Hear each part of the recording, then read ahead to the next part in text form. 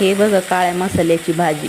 यामध्ये काही नाही, फक्त कांदा भाजलाय, अद्रक, लसूण, खोबरं, कोथिंबीर, मिरे, लवंग, खसखस एवढं सगळं तळून त्याचं वाटण बनवून हे काळा मसाला बनवलाय.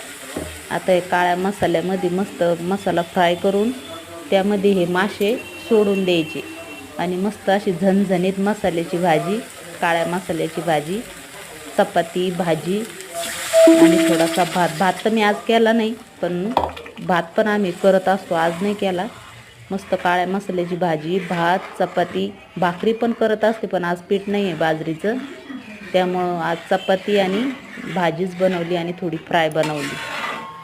तर आम्ही एन्जॉय करतो, या तुम्ही पण खायला.